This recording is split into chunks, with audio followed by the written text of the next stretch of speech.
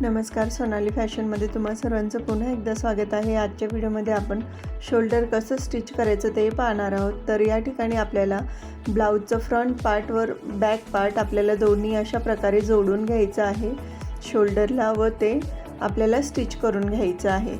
तर अशा प्रकारे आपण शोल्डरची स्टिचिंग करून घेणार आहोत। शोल्डर स्टिचिंग करत असताना आपल्याला ते नेहमी डबल स्टिच करावं लागतं, कारण डबल स्टिच केल्याने आपली शिलाई जी असते ती अगदी पॅक बसते व उसवत वगैरे नाही, म्हणून आपण ब्लाऊजची प्रत्येक शिलाई ही डबल स्टिच करूनच करत असतो।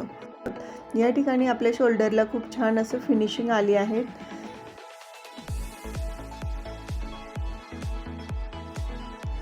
आपल्या ब्लाऊजची लेंथ होती 15 इंच, आपण 16 इंचने ब्लाऊज कटिंग केलं होतं, म्हणजे अर्धा इंच खालच्या साईडने आणि अर्धा इंच शोल्डर स्टिच करताना 1 इंच जातं, म्हणून आपण 16 इंच लेंथ घेतली होती।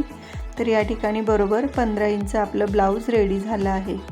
15 इंचचा ब्लाऊज आपला बरोबर रेडी झाला आहे। तर आता आपल्याला स्लीव्स कशा पद्धतीने स्टिच करायची, म्हणजेच बाही आपण कशी स्टिच करायची ते बघणार आहोत। तर अशा प्रकारे आपण अगोदर शोल्डर मोजून घ्यायचं। या ठिकाणी मला 2.5 इंचने शोल्डर घ्यायचं आहे।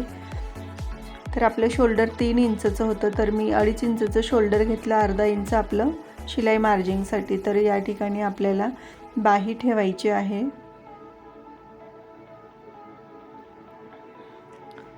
अर्धा इंचने आपल्याला स्टिचिंग करून घ्यायची आहे। तर अशा पद्धतीने उलट्या साईडने बाही ठेवायची आहे।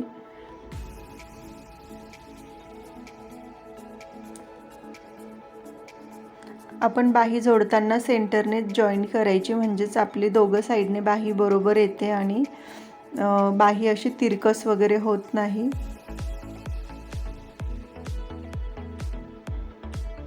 बाहीचा जो सेंटर आहे तो आपल्याला अगोदर स्टिच करून घ्यायचा आहे आणि मग दोघं साईडने आपल्याला स्टिचिंग करून घ्यायची आहे।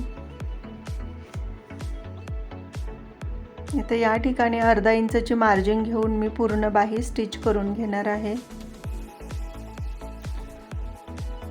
तुम्ही जर का व्हिडिओ पहिल्यांदा बघत असाल तर माझ्या चॅनलला सबस्क्राइब करा, व्हिडिओ आवडल्यास लाईक करा।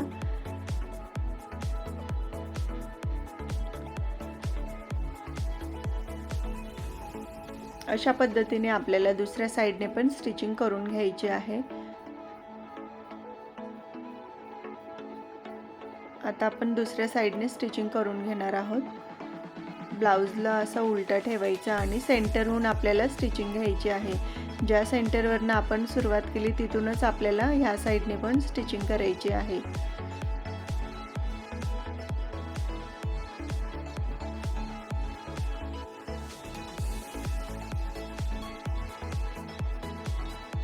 अशा पद्धतीने बाही स्टिच केल्याने बाही कुठेही कमी जास्त होत नाही आणि बाहीला फिनिशिंगही खूप छान येते।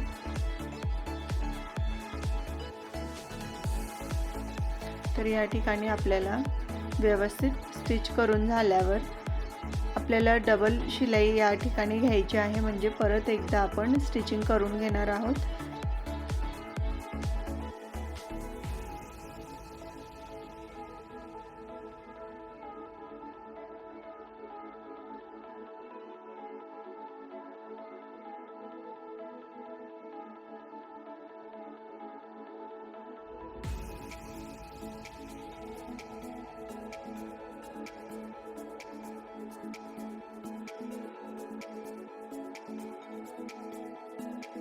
अशाच पद्धतीने आपण दुसऱ्या साईडची बाही पण स्टिच करून घेणार आहोत। तर आजचा व्हिडिओ तुम्हाला कसा वाटला कमेंट करून नक्की कळवा आणि बाही स्टिच करून झाल्यावर आपल्या ब्लाऊजचं फायनल लुक अशा पद्धतीने दिसत आहे। खूप छान असं फिनिशिंग आपल्या ब्लाऊजला आले आहे। व्हिडिओ शेवटपर्यंत पाहिल्याबद्दल धन्यवाद।